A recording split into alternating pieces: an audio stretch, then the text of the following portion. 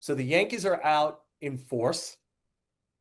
Brian Cashman who tries to watch his words because he understands the power of them in this marketplace, has put some burden on himself by saying, whatever form of we're going for it. John Heyman, Joel Sherman, we're here to talk trade deadline, but we want you to look at the trade deadline first. The New York Post Sports Plus page, we have a very extensive list of all the players who could be traded over the next 2 weeks. We have their strengths, we have their weaknesses, we have their best fit. John wrote the template for it. I only had to edit off of it. John, what do you think of our list? Well, I know it's long. I know I spent a lot of time in Atlanta, Georgia doing it, and I hope it's worthwhile. We got close to 100 guys on there, and people just love the trade deadline. Everybody's into it. I mean, even the Adam Frazier trade got a lot of play. So, I mean, I think this is something people are going to be interested in. Yeah, and I think we'll be shaping it as we go along also, as we hear more names or guys get traded. So please keep an eye on it. Hello and welcome to the Pinstripe Post. My name is Ryan Sampson. He's the star of the show, Joel Sherman. Today is Monday, July 21st. The Yankees show some fight in Atlanta, Joel, and they win 2 out of 3 after a very ugly, brutal loss Friday night. They're kicking off the second half of the season, really, here, and this is down the stretch. We're less than 2 weeks away from the trade deadline. We'll talk about that. We'll talk about Spencer Jones and the tear that he's been on at AAA. We'll get your news and notes about the deadline and where the Yankees stand on certain things. And before we get to any of that, as always, Joel, how are you doing today on this Monday? Yeah, good. Had a lot of stuff running around this morning. Got a lot after this, but we always want to do Pinstripe Post, so let's get to it. Amen, amen. So listen, Joel, I think we wouldn't be right if we didn't start off with the way the Yankees went Friday night. It was ugly. It got really ugly on Yankees fan, Twitterverse, whatever you want to call it. The pitchforks were out for Aaron Boone and company because the fundamentals of this baseball team, Joel, continue to just regress. And it's not been pretty. I know you have highlighted so many times guys like Cody Bellinger, guys like Paul Goldschmidt. They brought them in to hopefully help with the team's defense and make them more fundamentally sound. But there's more than just defense. There's also base running. There's also being aware of situationally where you are on the field, where certain guys are playing the field, like a Ronald Acuna, who has one of the best arms in baseball, if not the best arm. There's so many things to know about the fundamentals of baseball.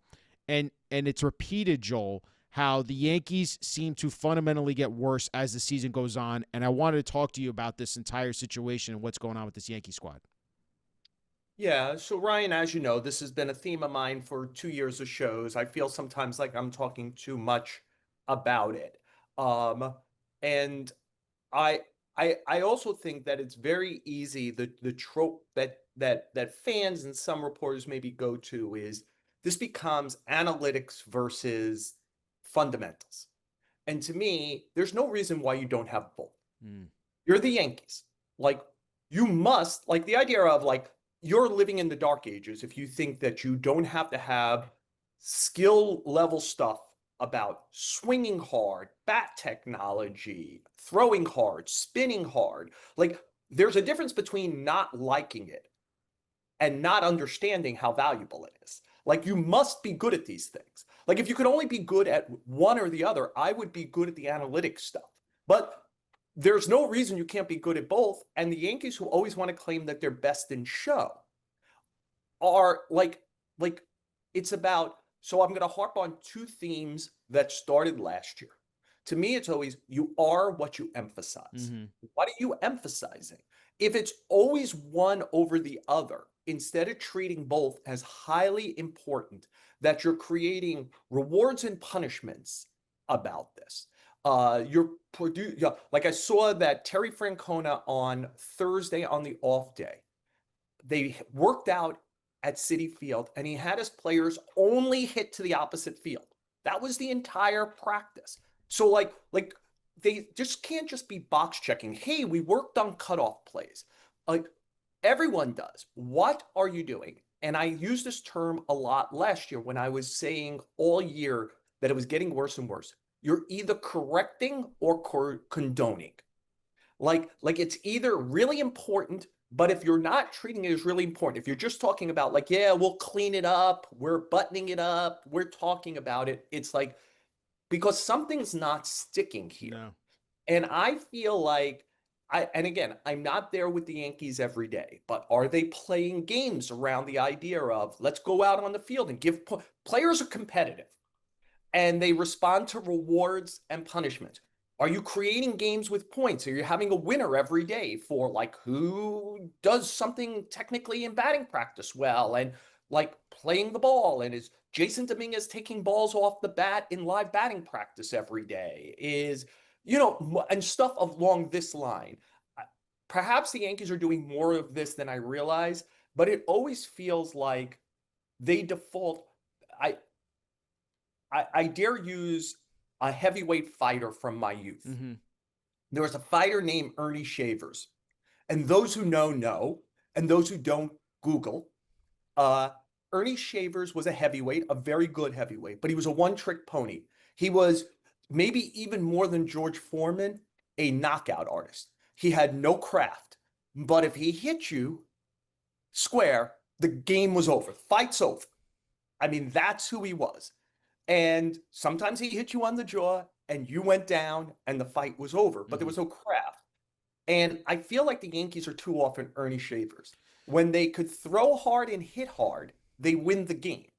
But if any of that is removed from them, if they don't get it over the fence, if their pitchers don't strike out a lot of guys, and I think this will be interesting series against Toronto coming up, the team that by far strikes out the least in the major leagues, the ball's going to be in play against the Yankees again in this series. A very important series for late July for a variety of reasons. How will the Yankees handle the ball in play for this series? So again, like it's a little broken recordy, but you're either correcting it or condoning it. And the fact that the Yankees continue to be bad at this kind of stuff, to me, means you're condoning it. Yeah, I mean it's a poor reflection on the analytics department, the front office, and Aaron Boone. I actually don't blame the analytics department at all. Their job is to protect their fortress, Ryan. It's the job of Aaron Boone, Brian Cashman, etc., to say what else is important. Like the analytics department is going to do analytics.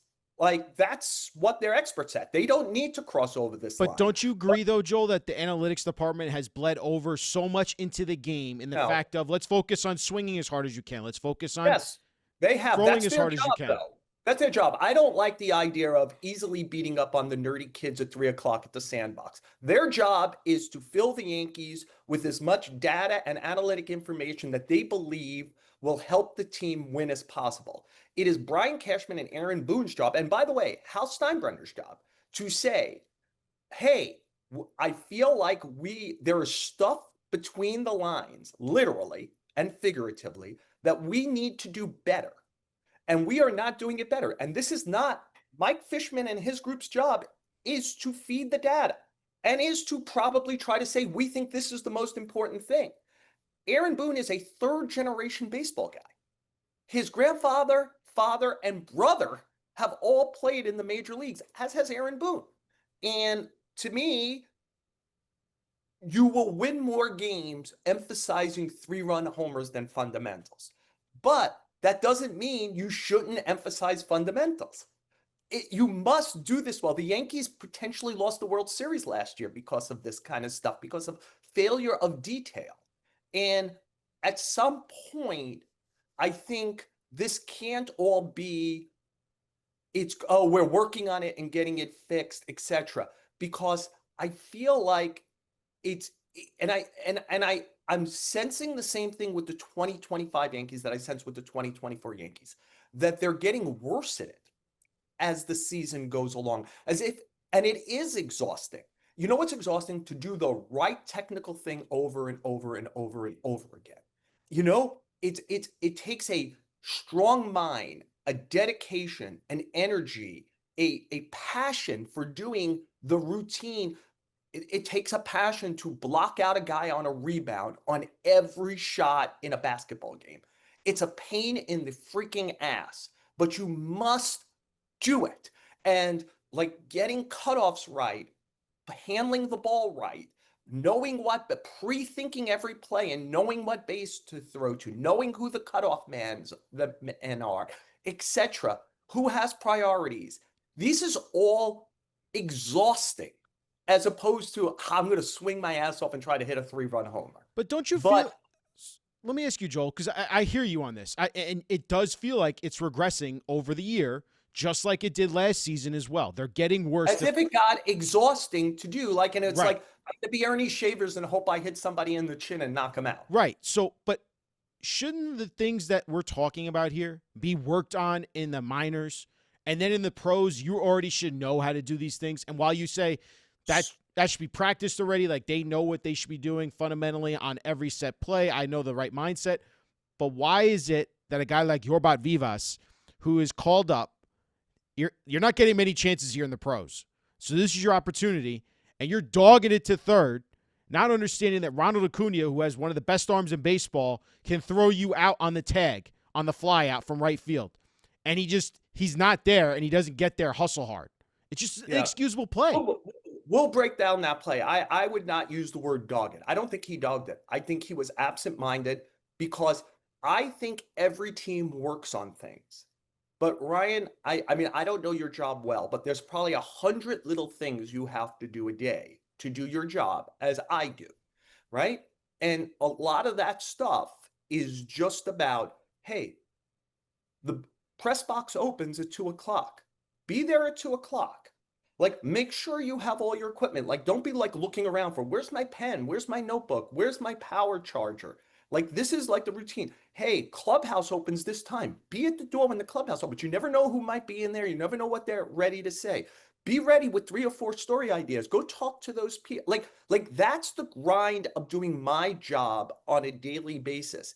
And I feel like you have to attack that with seriousness and passion, because that's how you get to hit the home runs, is you just keep doggedly doing the routine over and over again. And if you have enough talent, maybe you'll hit some home runs also.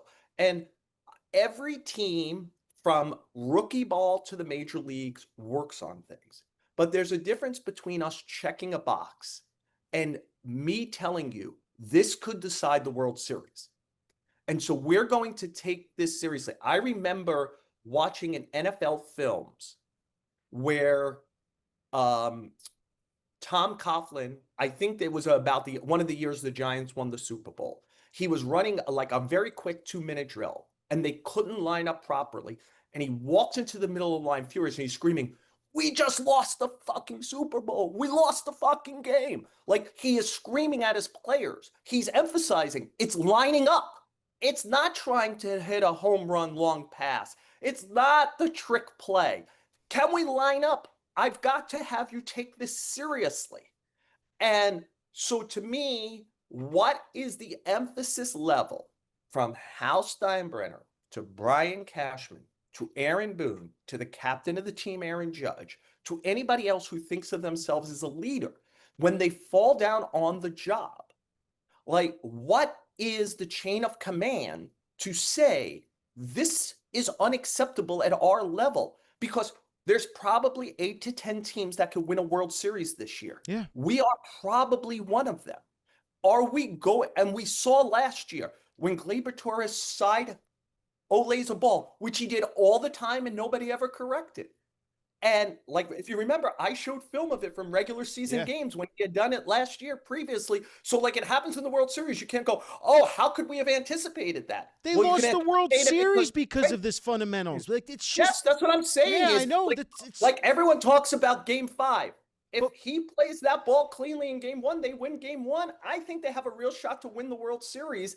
And yes, other things went wrong in Game 5, but I use that Torres play because that play happened multiple times over multiple years. And at some point, somebody has to say to him, Gleyber, if you do that again, you're going to sit for a week. That's it. The only thing you understand as a player, it's about your money ultimately, is if you're not playing, you can't earn. And I am going to, and I am going to tell reporters why I took you out of the game. And I think unless you're doing, like, at some point, it's me and you, it's me and you. If you keep doing this and I'm the manager of the team, you are embarrassing me. So I am now going to embarrass you. But that isn't why Aaron Boone was hired. Aaron Boone was hired as the anti-Girardi. And so I think that there is a real effort to not bring negativity into that world. They got to the World Series last year. This might be the way they're doing, and they're saying, well, we get to the playoffs pretty much every year. We got to the World Series last year. You don't know what's going on in our internal world, and I don't. I don't know how in anybody's face anybody gets. But the fact that the stuff persists, to me, is about emphasis, not about, like, I see the Yankees go out on the field early and do things, but what speed are you doing at it? What is the messaging on it? I think that's the kind of stuff. Yeah, it's the minor details there of how emphasized you're putting on those minor details that you practice every day. But listen, Joel, we need to talk about the Vivas play. I mean, you're saying he wasn't dogging it. You wouldn't use that term, but I do want to hear what your thoughts are on that play, because that is the play that is circled in a lot of Yankees fans' minds right now. Yeah. So I know we're going to run it, but before we do, let's set up the situation, which is he's on second base. What everybody on the team should know from a pregame meeting is just Acuna has a great arm and he's going to show it off. Okay, so like this is a box that needs to be checked, and I mean emphasized, because he is going. It's like having Ichiro in his prime in right field. You got to tell people that he ain't only going to use it. He wants to embarrass you. If he's got a shot to do it, he's going to do it. And so that's the situation. If we run it, I want to talk again, like let's use a term like body language, right? The third base coach is Luis Rojas, who I have a great affinity for and respect for as a baseball person. So it's fly ball to deep right field. And Rojas is going to, at some point, put his hands into the gesture of slide. And then he does a point to third base. But if we kind of can freeze it on when he does show his hands to a young player, he's doing that right here, down. But to me, he's got to get on his knees. The rule is don't peek. And the runner is going to read the seriousness of the third base coach. And the third base coach can't just, again, what is your level of emphasis? The third base coach just can't be down. It's a young player. Maybe he's forgotten about Acuna. Help him. Get on your knees. Down. And then once he points to third base, that means decelerate. The ball is in the infield. Like once you're pointing at third base, it means hold, right? Like don't get backpicked. So he's kind of into a deceleration there a little bit, maybe. Like I just think Vivas got caught. Like dogging is you didn't care. Right. I think Vivas got caught being bad baseball IQ, forgetting who's out there. Just go hard and slide. Just go hard. And I think Rojas gets caught on not giving full body information to the runner. Like, again, you are what you emphasize. He checked the box. He's set to slide. But I'm talking about getting on your hands and knees and imploring your runner, hurry up. The ball is coming. And that doesn't happen there. Yeah, I mean, the emphasis is... It's just two hands waving down. Yeah. And to me, the runner is going to read your seriousness. And to me, get down, scream it, get on your hands and knees. That's what I think. But again, it's the difference between checking a box. Yeah. I told him to get down. Yeah. And what you emphasize.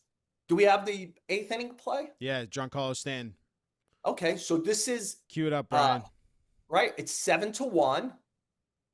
It's the eighth inning. Stanton is up for I believe Vivas or Peraza at this point, the ninth hitter in the lineup. Rice is on third base. He scores easily. This is the eighth inning of a game. That's your catcher running from first base. He's been squatting in the Atlanta Heat for a couple of hours. His run is not particularly valuable. Yep, let's continue to just hold the freeze there. Freeze right there, Brian. Run is not particularly valuable. The next hitter up is Grisham. He's the leadoff hitter. You're going to need this is where you need a multi-run homer. If the ball does not hit Wells here, he's going to make the last out at home plate, and it's going to stay 7-1. So I think this is a mistake by Rojas sending him. Now let's see what's happening. Again, just keep the freeze. Grisham is the on deck. We see Bellinger in the double on deck. Grisham and on deck, and Ben Rice behind home plate. Ben Rice was the lead runner. Yep. Grisham has had enough time to get from this was the runner on first base, 2 outs, ball down the line. Grisham has not moved to where Ben Rice is. He's letting Ben Rice do this, and Ben Rice is giving a message to Wells. But again, the message is hands, hands. And I'm like putting a lot on Ben Rice, who's still relatively a rookie player. Get down on your hands. If you want this guy to get down, he cannot see what's going on behind him. He doesn't know. Did the outfielder bobble the ball? He's reading a third base coach who's told him to go. Now he's going to read who's ever behind the plate. I asked the Yankees who has the priority. Should Grisham or Rice be there? I was told they both have the priority to get there. Okay, Grisham has decided you are what you emphasize. I'm not getting there. He's not there. So now it's all up to young Ben Rice to help this. And Ben Rice is very off. He's way outside the circle, right? Has Wells been taught to pick him up? He doesn't slide. Does he not slide because he doesn't pick him up? No, he doesn't slide. Or does he not slide because Rice does not emphasize this enough? Like, get down. And in a way, they got lucky that he didn't get down because the ball hits him. And if the ball doesn't hit him, he's probably out. Yeah. Or it's at least a bang-bang play, and you can't have a bang-bang play down 7-1 with the top of your lineup coming up. Like, you need to get to Grisham, Bellinger, Judge, try to get a multi-run homer to give yourself one last shot in that inning in the 9th to get back in the game. And so what I always get back to, Ryan, is you are what you emphasize. Are these things like think about how minute, but this is Little League. Next hitter, help your runner. Next hitter helps the runner. Give them a clear signal of what you need them to do. Stand up, go inside, go outside, slide hard, slide hard inside, slide hard outside. This is 101. This is first day of my dad teaching my 11-year-old Little League. Yeah. This isn't some like heavy duty baseball stuff. And you either are doing it or you're not doing it. And I think the culture of the Yankees is that this is extra instead of pertinent, valuable, invaluable. You lost the World Series because of this. And where is Hal Steinbrenner? Where is Brian Cashman? Where is Aaron Boone? Where is Aaron Judge? This is, please do not blame. Analytic guys have nothing to do with this. This is on-field teaching. From rookie ball to the majors, policy set from ownership to the head of baseball operations, to the head of the minor leagues, who's Kevin Reese, to the base running guys in the major leagues, which is their first base coach and Rojas, I believe, do a lot of this. It's your bench coach saying, hey, Brad Osmus, what are we going to do here? Like, we have to talk to our players about the importance of scoring every 90 feet matters. Every run matters. Does hitting a 3-run homer matter more than that? Yes, 1,000 times more. But you have to have it all if you want to win the World Series. Covering second base on a throw from Aaron Judge matters. Like, this is like things that are happening though, Joel. Like, it's not just that stuff you're pointing out. It's other things too. Defensively, you're like, where is the mindset from these guys? And I'm sorry to cut you off, but it's just like, it's frustrating that we're seeing this happen. And it feels like the acceptance is there from the top down where we're going to continue to mash the ball. We're going to continue to have a great offense. We'll see if we can throw as hard as we can, strike guys out. But at the end of the day, talent is going to help us win it at the end of the day. I feel like that's what their thought process is. All I know is I was flipping Yankees and Mets that night. I was home, and I saw that whole 8th inning. And in real time, both of those things hit me. Vivas going into third, and Rojas not doing that. And why is he getting waived? Again, the scoreboard tells you everything. What's happened up to that point tells you everything. Do you really want to try to score your catcher who's been squatting in 100 degrees, 100 humidity from first base on a bang play in the 8th inning when you're down by 6 runs and the top of your lineup is coming up with the best pathway to get back in the game, which is your strength, the multi-run homer? And then if you're going to do it, who's helping that player make a at-the-plate decision? And does that player know to pick up the runner? Does Trent Grisham know, hey, you've got a responsibility here also? Ben Rice, if you're going to do this, Get down on you, really show them what to do. You're like, if none of it's cool, none of it looks cool. This is all the stuff between the tiles. This is what holds the tiles. This is the grout of the game, and you either are working at it and caring about it, or you're not. And if you're not, you side saddle a ball in game one of the World Series. You remember that Freddie Freeman hit a homer, but you don't get there if you play the game the right way. The Yankees are then probably up 1-0. The Dodgers, who've won one World Series since 1988 in a shortened season, are feeling the pressure of being the Atlanta Braves of this era, like a team that makes the playoffs every year, but only has the one championship, a questionable one, because of COVID at that. You won a game in Dodger Stadium. What's the pressure in game two? Like, this is what was on the table that day. But Gleyber Torres decided he was cool. He was going to do the cool thing. He was going to side saddle the ball late in a World Series game. You know why he did that? Because he had done it a lot before, and nobody ever said, here's the punishment for doing this. It's a reflect. And again, it's a every time you look down at your empty finger, where maybe there should be a World Series ring, you could remember that it wasn't that you didn't hit enough 3-run homers.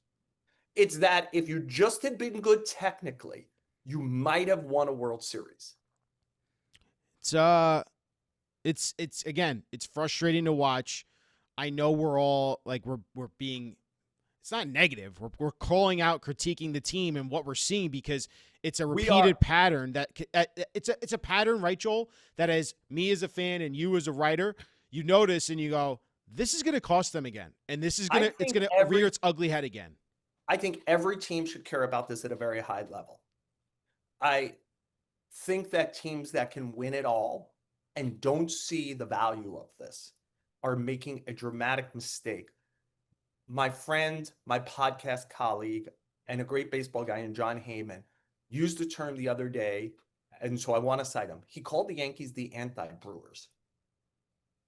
And if you're watching how the Brewers are playing, where like all of the detail is there, and power pitching, and the deep bullpen, and the ability for some of your guys to get the ball out of the stadium.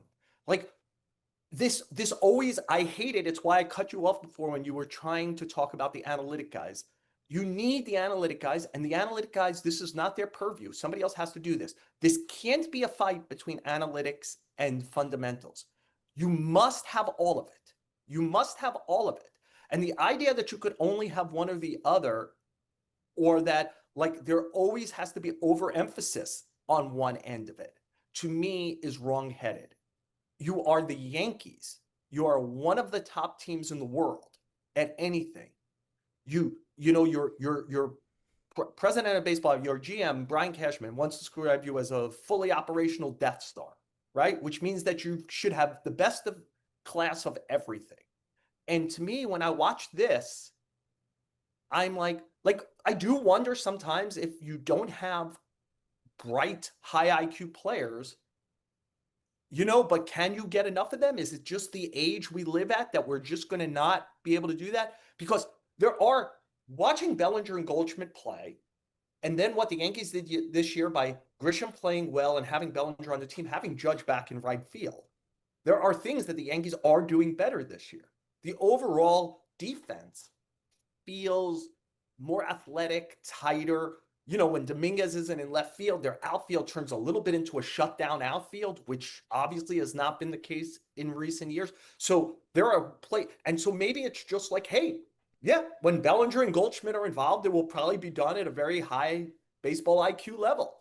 But if not, like maybe, Ryan, if you taught somebody how to do your job, or I taught somebody how to do my job, if they just don't have the capacity for it, they're going to keep making the same mistakes over and over again. And so maybe the Yankees are trying and beating their head against the wall, and then it's up to management to emphasize trying to find more of players who do this well.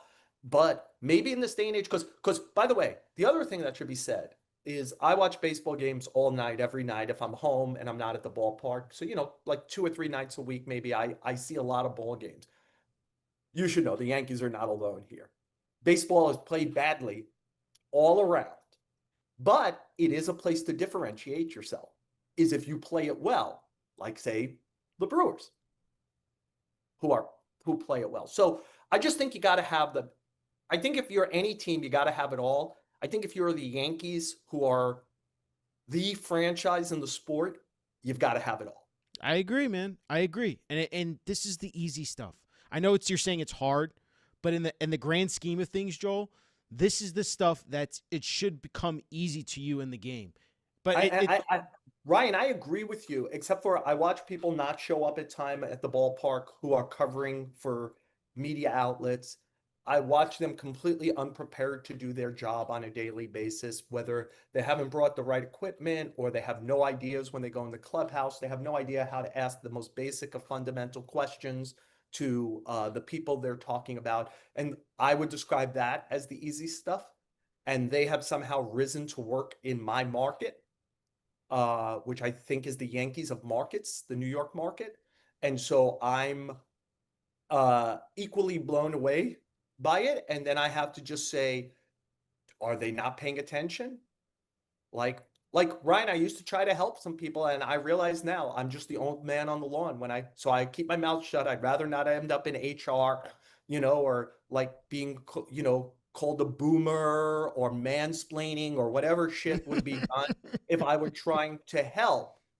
Because, like I watch certain people show up, like how they dress, for example. You're here to do a professional job, not to be cool. Like, this isn't a club or whatever. Like, I get it. But like, look in the mirror and ask this question. If you were your boss, would this be acceptable today? Look at yourself. Would this be acceptable? Like, you're not just trying to prove like, hey man, I'm out there, I could do this. You're here to do a job. How will a player react if you dress that way? Your job is to gather information, to give to the people nice enough to watch us, read us, etc. Interesting information, breaking news, dramatic stuff, entertaining stuff. Like, everything you do, from what clothes you wear, to the equipment you bring, to the questions you're ready to ask, to the people you're trying to form relationships with, is how you do your job to help the nice people who spend money on us.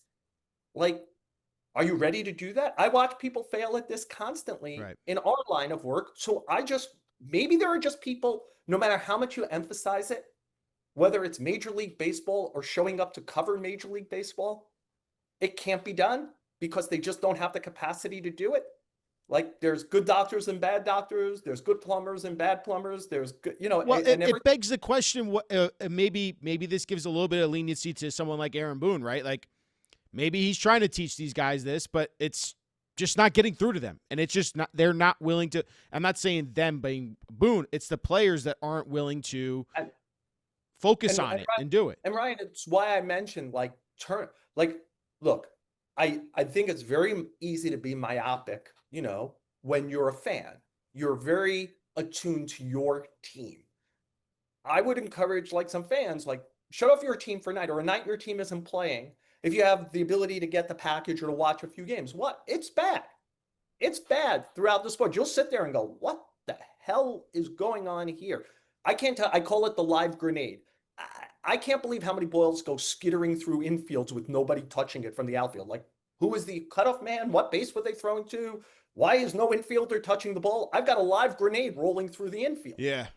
And nobody doing it. So it's not just the Yankees. No. But the Yankees are the Yankees. You got to try to be great at this. And as recently as October 2024, it helped cost you a championship. And again, it's rearing its ugly head again, where the signs are there. And if you truly want to say that you're the Death Star and that you're the best in the class and that you're going for it and you truly want to win a World Series this year with Aaron Judge in his prime, stop wasting it and stop doing what you're doing here on the field. And listen, we started off doing this very critique episode, but at the same time, they did win a series. They had an incredible comeback Saturday night. Trent Grisham's go-ahead grand slam in the ninth inning was something to behold, and that was a great comeback for them. Sunday was a nice win for them to get as well, and now they have a critical series here, Joel, that you pointed out before against Toronto. And this is their opportunity, 3 games behind in the division. If they truly want to make a step in winning this division, how big is this Yankees series for them? And did you notice at all, is this just the Fried injury, but that they lined up Rodon, Schlittler, and Fried as their 3 pitchers for this series? Yeah, a couple of different things there, Ryan. Let's see if I can knock them all out. Number one, I think you know me now a little bit from doing the show with me for these 2 years. I generally do it's not that big. Yankees this, it's not a big series. It's not a big series. Like big series are September, October. This is a big series. Okay. Here's a few reasons for it. First of all, the last time you played this team, they swept you, tied you, and now they've moved ahead of you. So there's that. So they're flying. They've won like 11 in a row or something, 10, 11 in a row coming into this series. So like you want to put some reality back in them about what you think the shape of this division is. Number two, the Yankees have played brutally within the AL East. At some point, I think even Aaron Boone said it the other day, we will not win the division if we do not play better in the AL East. So there's no better time than to start against the team that you had a 4-game lead over, I believe, or a 3-game, whatever the lead was. You lost all the games and they caught you. Well, if you win all the games, you catch them, which is a good little shot, again, the week before the trade deadline. So that's playing into this as well, as far as doing this. So this series, and do I think they did this? Yes. I think they wanted to give Rodon and Fried carried a very heavy load. I believe even if Fried didn't have a blister, but certainly the blister moved them to push him as far as possible. They would have, because there was I think especially the first Mets series, it was pretty obvious they lined up like Schmidt, Rodon, and Fried at a time where the Mets were just staying in order and with like McGill and whoever, Caning back then. And so I think, yes, the Yankees have eyed this. I think it's probably the smart thing to have done. The Braves are down a little bit. I would not have I don't like Stroman is a high contact pitcher against a high contact lineup. I don't know how that would have worked against the Blue Jays. Maybe it works because maybe it gets them to hit a bunch of second pitch ground balls and you get out of Dodge alive. But I would have wanted to throw my best if I could. It's an interesting question at this moment if Schlittler is one of their best. It will be an interesting test for him. It will be an interesting audition, perhaps, again, raising the importance of this series for Schlittler, whose name clearly is out in the marketplace. Now, will the Yankees do this? I'm sure they're not giving up their highest level pitching prospect close to the major leagues without getting something they think dramatically changes their championship odds or changes their championship odds and they have control over beyond this year, right? So I think it's an important series. And, think about the other side of it. If you lose 3 in a row, you're 7 down, right? Are they 3 or 4? They're 4. They're 3 games back right now from Toronto. Great. So you're 6 back. Not impossible. We've seen whatever, but you put yourself in much more of a wild card spot, but also much more peril than even the wild card. Yeah, the Red Sox are right on your heels too. Yep. If you keep doing this, so to me, very important series for late July. And I would say look at the scoreboard. Context matters. Like you played them, they kicked your butt. They got back into the lead playing you. You're playing terrible against the AL East. They're a high contact team. Are you going to handle the ball well? You're pitching your young, like how's Fried's finger? Yeah. You're pitching your young prospect. There's just a lot in this series. And the difference between winning 3 or winning 2 out of 3 or losing 2 out of 3 or getting swept does have some power right now. So if the Yankees could go in their house and win a series, I think that's important. It's not the end of the world if they don't, even if they get swept. But it's a bad look because they cannot win in their division and they're playing badly on the road in general. So if you're the defending AL champions, if you think you should be defending that and going back again, here's a good moment to prove it. Yeah, especially with at least the 2 best starters on your team pitching in this series. Couldn't agree more, Joel. That's why it feels very important this week, especially for Yankees fans who are going to be paying attention to see how this series plays out against the Blue Jays. Go win this series, please. I would be remiss if I didn't ask you about Anthony Volpe. We had a very heated, fun discussion I put it at last week with Volpe. A lot of fans were in on that discussion as well. They like this discourse. He's the hot topic on this team. He has a big game Saturday night, 2 home runs, right? Volpe in his career, Joel, the trend has been after rest, he plays better. Now, Aaron Boone's been one of those guys. I believe it was after his rookie season where he said, Volpe played pretty much every day, and he's like, he was a little tired at the end of the year. It was a lot. I mean, considering he went straight from, I think, Arizona Fall League right into the Yankee spring training, right into, hey, he's starting shortstop for the Yankees every single day. Can the Yankees somehow get this guy maybe a day off every once in a while so he can help reset himself? Because the numbers have shown he plays better after rest. Yeah, well, part of the answer to that is who do they not get in the next 10 days, right? If you get a player, if you say get a good third, let's play the game out, right? Their dream is to get Eugenio Suarez, right, to play third base. If you do, you've lengthened your lineup. So if Peraza has to go in and play, and if Peraza is still on the team at 6 p.m. on July 31st, and he has to play shortstop, instead of having multiple dead spots in your lineup, you would just still have just Peraza. So it's a little easier to live with that, to give them off. Do you end up trading for a player who has some shortstop capacity? I don't know that I'd want to play Willie Castro at shortstop much, but maybe to give this guy a rest every 10, 12 games. Could Willie Castro go out there on, like, you decide who your fly ball starter is, and he plays some shortstop if that's who you end up with, like Willie Castro? Okay. Like I think it's part of it is like, so like last week, I think you were advocating for Peraza. I mean, it just, the more he plays, the more we see he's just not a major leaguer, And I also think that, look, I get it. I don't have a job without fans. I have a lot of appreciation for everyone's passion. But this, if we just went back and said, what was the theme of the show each week? And we watched the incredible oscillation of things. I think like 2-3 weeks ago, we were listening to Jason Dominguez must play every day. What the hell's going on? Now I have people texting me, my friends who are Yankee fans, why isn't Spencer Jones playing left field? And I'm like, 3 weeks ago, you said the Yankees weren't trying if Dominguez isn't leading off every day. Now you want him in AAA. Like, pick a freaking lane here. And so like the team can't be managed by talk radio. No. Like you only have the players who are actually available. And Volpe is their best option at shortstop. As disappointing as he could be, as confounding as it is that he keeps falling into these death spiral slumps, as opposed to just regular slumps, that he still seems vexed between who he is as an offensive player. What is he trying to do? Is he trying to launch? Is he trying to use the whole field? Should he be thinking more about, like, I get it, you want to try to launch, but should you be Cody Bellinger at 2 strikes and say, I got legs. Can I have a 2-strike approach? And now I'm going to use the whole field instead of using all 3 swings, including that last one on a slider 4 feet out of the strike zone to strike out. I'm confounded by regression instead of growth with him. Having said that, he's still by far their best option that they have to play shortstop every day. But if you're telling me, could he use a pit stop? Especially, it's like, hey, there's an off day on Thursday.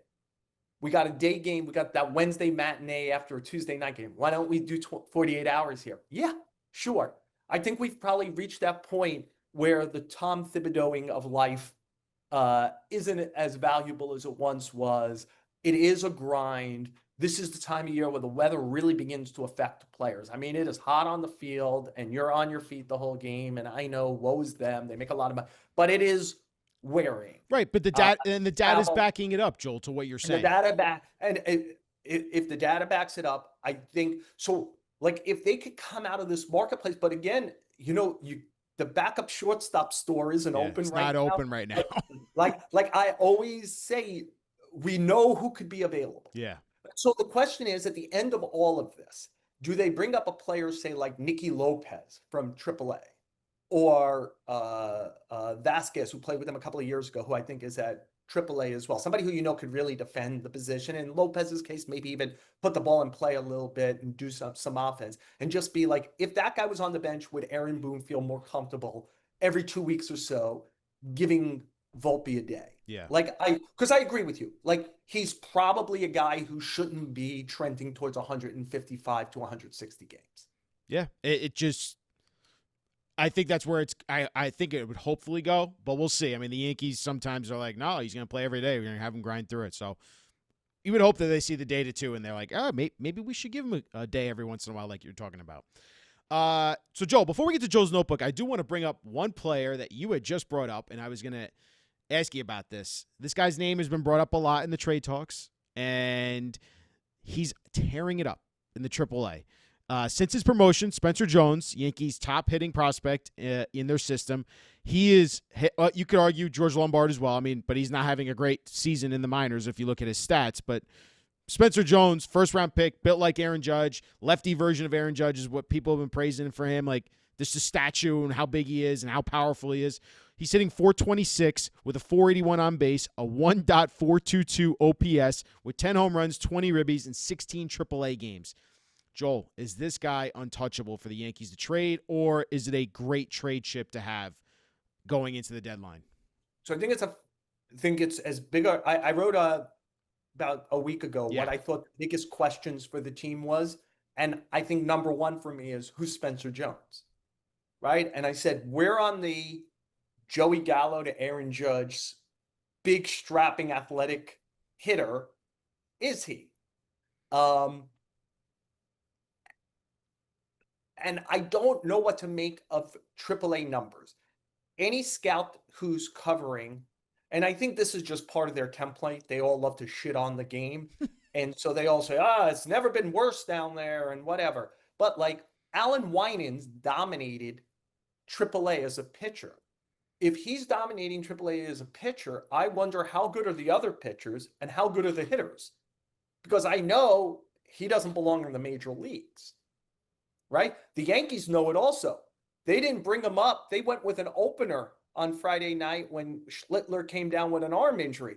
So it's always, you don't have to tell me. It's not what you do. It's not what you say. It's what you do. The Yankees could have brought up Winans, who stretched out to be a starter to start that game. They thought they had a better shot to win not having him on the team. They only bring him back up to the team because they used so much pitching that night. He's the last guy on the 40-man roster who was healthy. Yeah. I think Brett Edrick just came back now. I think the kid Arias just came back, who had both been missing a lot this year. So maybe they, at some point, if they need depth again, they could go to one of those places after the trade deadline if they don't solve it. But yeah, I think the Jones thing's fascinating.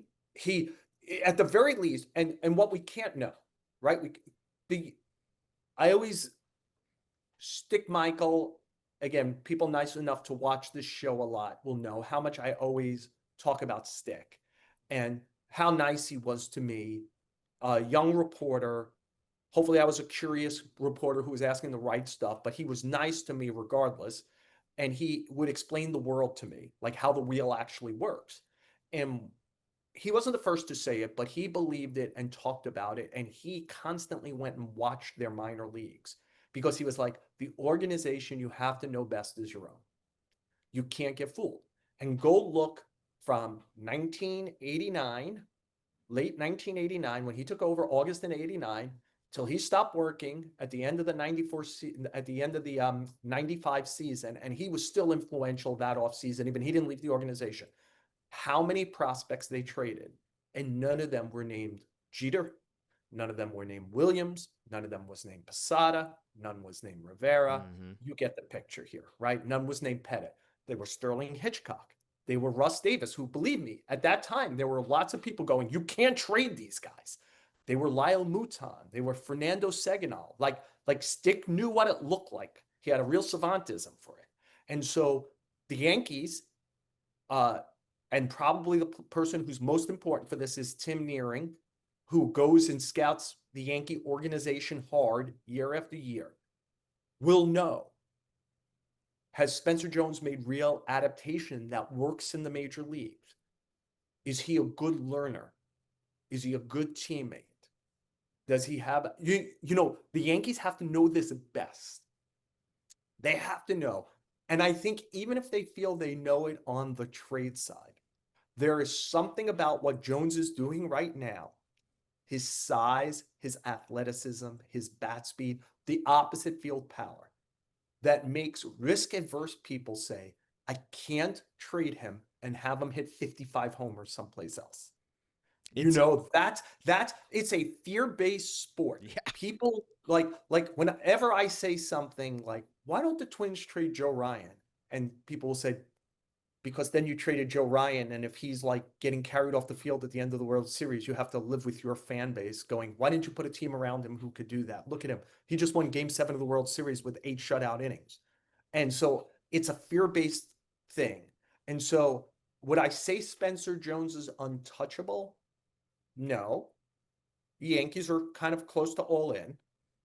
But I think it probably has changed probably what other teams are willing to give them to get him, but also what they would give him up for. Like, Yeah. for example, I can't imagine Spencer Jones being in a trade now where the Yankees don't get a player who has multiple years of control. Like, they're not getting a walk-year player. So it's not the For, Eugenio Suarez trade I, I, for I Spencer don't. Jones. Yeah, like I don't believe that. Yeah. Like, Even though the like price now, will be outrageous because of the competing market for a Eugenio Suarez. So you know me, I'm always afraid of getting aggregated. So I literally just thought of this in my head. Okay. Like, for example, and it wouldn't be this because Jordan Lawler is going to go play third base if Eugenio Suarez gets traded. And I think there's a pretty high likelihood, even with Arizona having swept the series against St. Louis over the weekend, they're still, I think, like 4th in the wild card, like 4 back of the 3rd spot in the wild card, though it's only about 4 games. And a couple of years ago, they got to the World Series after winning 84 games. So you know they want to go for it, but they have chips that other teams want. And I think they're going to be very realistic about trying to build up their collateral of talent to try to take another shot at this next year when they're healthier. I think they've lost 6 pitchers to Tommy John or elbow surgeries of some significance since the beginning of the year. And they're just, I think, too decimated to kind of get to the playoffs. So I think they'll probably end up being sellers. But like, would the Yankees trade for, so I'm not even going to put a name to it, Eugenio Suarez and say Merrill Kelly and a good prospect for Jones and some, in other words, they get something back that they like. Gotcha. With control. Like something back like with control. control. Yeah. So maybe the highlighted guys are guys who could walk away at the end of the year. But the Yankees still have control of something else that they could put on the field in the future so that they're not just, hey, if you get knocked out in the division series and Suarez and Kelly leave and in the desert, Jones is hitting 50 homers a year. Right. You're just sitting and going, well, we got 52 games of these guys and we have nothing but regrets. So I think it's going to be a hard sell. The other thing I would ask is, has it opened up the possibility of trading Dominguez? Though I wonder if Dominguez has hurt his value at all this year by being okay as a rookie, but certainly no Martian, right? Has it opened up the possibility of trading Grisham? Like if you could do you need a center fielder, I need a reliever, third baseman, starter, like this is Grisham at his best. Should you trade at the top of the market and believe like, hey, if some combination of Bellinger, Spencer Jones, and Dominguez and Judge can play center if you need it. You talking about right? this Like, season too? This season. Like in think other words, they like Grisham's a free agent at the end of the year. No, So, I know, but so in this scenario, just real quick, in this scenario that you're painting here, could they trade Trent Grisham? Let's say they do trade him and they get a great reliever or a good reliever. You're telling me Spencer Jones is going to get called up to the majors if they make that move? I'm not telling you Spencer Jones is getting called up, and please, this will be that aggregator moment. All right, I just wanted to make sure I was right no, here. Yeah, I'm not saying, but once you're at AAA, yeah, and once you're at AAA and performing, you are in the chamber to be fired. Like you're now, like I would say he's doing some stuff at AAA, which if we were watching it be done for the Phillies or the Brewers or the Diamondbacks, we go, I wonder if they're going to call that guy up. Like there's certainly been guys who've only had a pit stop at AAA. right. Now, again, I have no insight yeah. from any Yankee person that he's in play, but he's at AAA performing. There is no quadruple A. Like once you get there, like I mean, they talk about it. Once you get to AA, you get on the radar. Once you're in AAA, you're close to land. Like, and once you're in AAA and you're performing, now I think that they probably say, well, we'd like to see him struggle and adapt at AAA, but they're going for a championship this year. If they think that nobody's jumping to mind this second, but we certainly could probably find 10 players who have been called up late in the season from AAA. Francisco Rodriguez for the 2022 Angels. So it's always easier as a pitcher, right? Because you're just whatever. But like if they thought, hey, right now, I think he's a better option than Dominguez. Could they do that and send Dominguez down? I mean, I don't put it at 0. I put it as unlikely because they probably want to see Jones play more. But I almost wonder at this point if they have any regrets that they didn't start Jones at AAA. Yeah, it's just like he's there. Ramon Flores is there now. It's their best catching prospect. I think he's clearly in play for trades, but if not traded and they have a catching injury, though I guess because they have 3 catchers on the roster, that might not matter. Like I think once, like with Schlittler wasn't at AAA very long. Once you're at AAA, there is no next step. Wow. That's the step. Yeah, it's definitely perked a lot for Yankees fans. Like, what is going to happen with Spencer Jones? Do they trade him? Do they keep him? But also, so like I would look at this and look, Jones is doing it at a level much greater than everyone else. But if you're looking at their AAA box scores, like the first baseman Rumsfeld is like killing it. Everson Pereira is killing it again. And so like I do think you have to, like, I get it. Fans love the backup quarterback. You love the guy who isn't playing. When Dominguez wasn't playing last year and Verdugo was, everyone was like, how is Dominguez not here? Well, now you've seen a full season of Dominguez pretty much. Like, this is hard. Major League Baseball's hard. But like looking at how well that whole AAA Yankee team is hitting right now, I'm almost wondering, have the live balls shown up at AAA?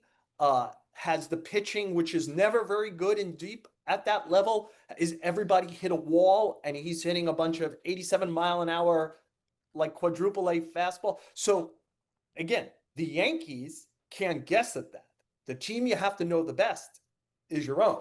Is Spencer Jones like beating up a lot of not very good pitching? Or has he made some real, I've talked to people who think he's made some real adaptation. Has he? I don't know. That's not something I cannot break down a swing. I trust the people I talk to. No. Yeah. People I talk to feel like he's closed up some holes, shortened things up. And look, whatever else, the power is real. You can't go to left center at over 400 feet and not have real power. No. And he's done it a bunch now at the highest level that's not the major leagues. Yeah. So there's something there. There's something there. The question is, where on the Joey Gallo, he's going to hit 195, strike out 220 times and hit 35 homers and be an athletic fielder and steal some bases, to Aaron Judge, Hall of Famer. He's probably not Gallo, and he's probably not Judge. I think the comparison, a scout I really respected made a Kyle Stowers comp 2 weeks ago. And I think when I wrote that, most Yankee fans were Kyle Stowers, but now that Kyle Stowers hits a homer every day and was an all-star, they're like, oh shit, what if they have Kyle Stowers? like an athletic Kyle Stowers. Yeah. Stowers is a very good defender. Like if you have a high defender, if you have a Joey Gallo-esque defender who hits like Kyle Stowers, you'd probably say the under-over for a career, that's probably 3.5 all-star games. It's pretty good. It's pretty good. So and not something you can trade. The Orioles traded Kyle Stowers last July 31st. And probably regret it now, right? Though Trevor Rogers has pitched a lot better over the last month, but it didn't help them last year. So anyway, I think that there's hardly a more fascinating question over the next 10 days than is Spencer Jones still a Yankee in the Yankee organization on August 1st. I think I will give this insight to our viewers. Again, always so kind to watch us. Yankee scouts, every time I talk to a team, Yankee scouts are everywhere. There was a guy, I was at the Red game on Saturday. There was a Yankee scout there watching the Reds. I have a feeling I'm going to be there Tuesday night. I bet you he's there watching the Angels, who are playing the Mets that night. I know he's not scouting the Mets. So he's got to be scouting. And I know those teams aren't on their future schedule, so he isn't advancing. And I know the guy, I know that's not his coverage teams. So he's there. And so whenever I call up, like, hey, what's going on in Arizona? Oh, so and so was sitting behind home plate. So this guy's there. This guy's there. So the Yankees are out in force. Brian Cashman who tries to watch his words because he understands the power of them in this marketplace, has put some burden on himself by saying, whatever form of we're going for it. He's tried to qualify by saying the market gives you what the market gives you, but he's acknowledged the shortages in starting, relief, and third base. He's done this a long time. I don't think he says that publicly unless he thinks that in the next, what is today, the 20th? Today's the 21st.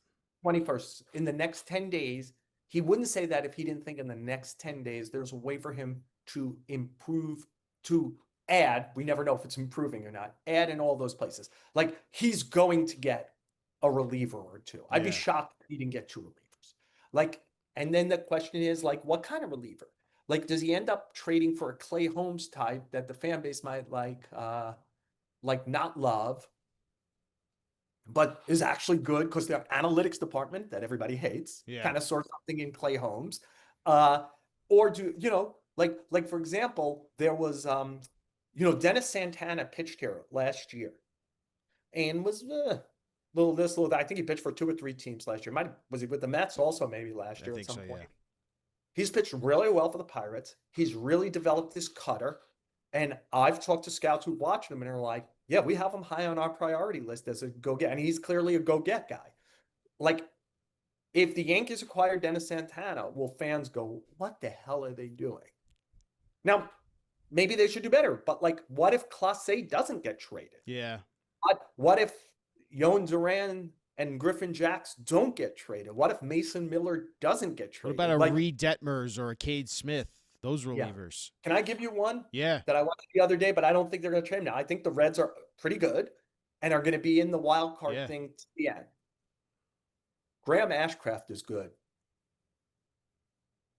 He's good. He's a guy I would have taken to try to get. Now, do they try to trade him because they think maybe they have enough bullpen to get something else they need? I doubt it. Nobody who's in the race wants to detract good relievers, but like under the radar guys, I watched him pitch a couple times against the Mets. That guy's got good stuff. Former starter. He's got good stuff. He misses bats and keeps the ball on the ground. That would have been an interesting one if, like, the Reds lost their first 6 or you see how volatile this is, right? Is the Cardinals got swept over the weekend, the Giants got swept over the weekend, the Twins lost 2 or 3 to Colorado, but the Diamondbacks swept the Cardinals. And yet I still think the Diamondbacks will end up being sellers. I think just push the Twins much closer to being sellers and having to be honest about where this is. I think it pushed the Cardinals closer. I don't think the Giants want to give up. I think the Cardinals were playing big picture anyway, as much as possible. So, but the question is, then you start looking down the list. Who do you like here? Pitching wise or hitting wise? Because I can tell you who I like hitting wise. You still want Arenado? No. I want Brandon Donovan. Go get him. Yeah. I'd find it shocking they traded Tommy Edman. Like, to me, if I had Tommy Edman and Brandon Donovan, like, I get it. I don't have an aircraft carrier there. Those 2 guys would be on my team until they weren't on my team because they help me some way every day win a game. Like, they're incredible chess pieces.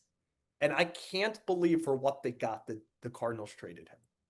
That's like one of those ones I look at and I'm like, man, having Edman and Donovan on your roster, what a thing. It's like, oh, we lost our second baseman, we lost our center fielder, we lost our shortstop, we lost our third baseman. It's like, short of catcher or pitcher, you're going to get a high-level performance from either one, putting them anywhere, and they're good baseball players that do a little of everything. I don't think they'll trade him.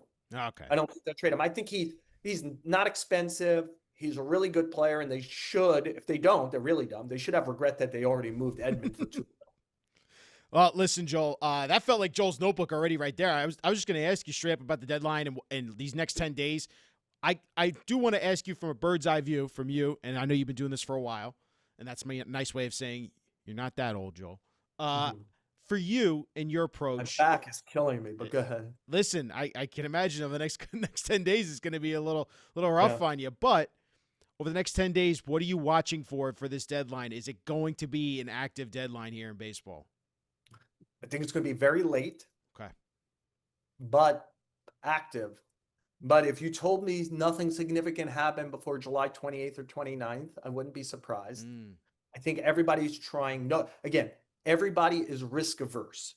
So the risk averse includes like, what if we're still in it? But it also includes like, I'm trading this today, but if I wait for the deadline, maybe I get even more. So like everybody is so risk averse, or I could get the player for less if I force the guy to the deadline because I know he's got to trade the right. He's player. desperate. Yeah. So like, so there's a whole bunch of chicken going on, and I think that will just drive us towards 6 p.m.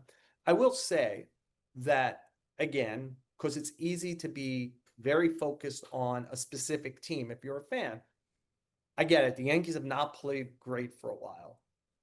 The Dodgers have lost 10 to 12 and just lost 6 in a row to Milwaukee, okay, in 2 different series over about the last 10, 12 days. The Mets have lost 20 of 31. So the Yankees, the Dodgers, and the Mets have the highest payrolls in the sport. The Phillies just lost a series over the weekend to the Angels. They're fourth in payroll. They just went over the highest luxury tax, I think, by signing David Robertson. Right. So I know there's always a sky is falling. Like I do feel like the outrage about Friday night, like the opener and stuff, felt like children crying about the Yankees losing a World Series instead of the first game of a second half. Where again, I have friends who are Yankee fans. They always text me. I'm like, well, why don't you go look at who's starting for other teams? Like nobody started their ace out of the break. Yeah. Nobody started their ace out of the break. And the Yankees have a narrative like they got caught short because Schlittler was going to start the game. He told them his bicep hurt. They have to be incredibly careful. He's a prize for them or somebody else at the deadline. And they've lost a lot of starting pitching this year. They didn't have a lot of depth, and they didn't think Alan Winans could pitch well. Yeah. And so they try to steal a game with an opener. I think we see the Ian Hamilton problem often, which is when you put him in leverage, he's a different guy than if you're winning 6-1. And so they lost the game. They didn't play well, obviously. They had a highlight play that's going to get shown over and over, the throw by Acuna, the Vivas slowing down. It was a single game. And right now, all the super teams are stumbling. It's the slog of the Which, season. so that was my way of saying all those teams have a lot to do in the next 10 days, not just the Yankees. Yeah. Philly's probably going to try to find another reliever and an outfielder. They might need a third baseman now. Alex Bohm is hurt. The Dodgers were trying desperately to so overstock their cupboards that they did not have to make a trade on July 31st and might be even able to sell some pitching depth. And now they know they're going to have to fix their bullpen at minimum. They're going to do it. And they might have a Mookie Betts problem besides everything else, right? A Mookie Betts problem. Okay. I know. Like he just got sat 2 straight games. He's hitting about 240 right now. His OPS dipped below Anthony Volpe's OPS. That's It's crazy. So there's that. And the Mets have a real bullpen issue, which maybe Brooks Raley helps a little bit. He sure looked good on Saturday, getting into that game. It's my way of telling Yankee fans, I know you don't have to worry about everybody else, but they're not the only team with problems. And I'm not going to Aaron Boone this by telling you it's all still out in front of them, but they are in position. They have a very talented team with health. Their pitching is really thin right now. So Very thin. something bad happens to Fried or Rodon in particular. I mean, Stroman coming back and being useful. We didn't have that on our bingo card. You said it earlier this year, Joel. You go, listen, Stroman, if he comes back and he gives him just 5 innings, 6 innings like the other day, you'll take That's it. why you don't, like you just don't throw away depth, Mm-hmm. like for no reason because you're angry and it sounds good on a talk radio. Like you've got to keep your stuff. And so every powerful team needs to do a lot in the next 10 days The Yankees haven't. I'll never forget when the Yankees were done at the trade deadline last year. Somebody said to me, "There is an art to completing a trade, and the Yankee front office knows how to do it." Like, if you think that, and it was that person reiterated it in the offseason when they got Devin Williams and they got Cody Bellinger and they traded Trevino for Fernando Cruz. They're like, not every team could get, a lot of teams could get near the finish line and not finish it. See, this group of Yankee officials has a lot of history at being able to, as 6 p.m. starts to dawn, know how to turn those last 4 hours into action when everybody's really ready to do business. And so what I would say is we'll do another show next week before the actual deadline. And I would establish it. They will add, if we were doing the gambling thing, 3.5 outside players, and I would go over. Feels like it. Because they have pressure to do that. They have enough pitching depth that in the organization, single A, double A, that people like. They have a catching prospect now at AAA, and their catching has done so well around the major leagues that carries heft to complete a trade. So to me, they will get stuff done, and they'll do something that will, and I have no insight. I'd be surprised if they didn't do something that made us go, wow, I didn't see it coming. All right, I'm fired up. Let's go. Which could be like trade Dominguez or Grisham. Yeah. Right. Which, like we talk about, like, because I'm using last off season when they traded Cortez, Trevino, and even to some degree Cody Petit, when they decided, can we use something we have on our major league roster that we feel we can replace, but has great value someplace else. The Phillies are dying for a center fielder. I'm a big Edmundo Sosa guy. I keep wondering about that flip. Like, if you can't get if you can't get Suarez, can you get Sosa, who is a good baseball player and kills lefties at least? He would improve their third base while not being a great player. He improves their situation dramatically. Which helps them. It helps their lineup. It helps them as a team. Just they need to leave this with an actual major league player playing third. They don't need let's be real. They don't need Eugenio Suarez. Eugenio Suarez would be the dream, right? Like that's the cream of the crop. Eugenio Suarez, if you get him and he performs as he has since last All-Star game. And by the way, here's the list of people who have more homers since last All-Star game. Judge, Ohtani, and Raleigh. And by the way, that was what it was on Friday. After this weekend, he might have gone by Raleigh. I don't know exactly where it is, but that's he's performed great for over a year. One way, so why don't we leave on this? One executive said to me one time at the deadline, I said, hey, you need this. And he said, it's not available. It's not available, but I can't crawl up in a ball and not try. So the rule of thumb is you can either make a move to score more or you can make a move to give up less. That's how you win a baseball game. We could score more and give up less. I think the Yankees need pitching, and pitching. Yep. But if it does not become available to them and they could get Suarez and they get that Suarez, think about when their lineup is really humming.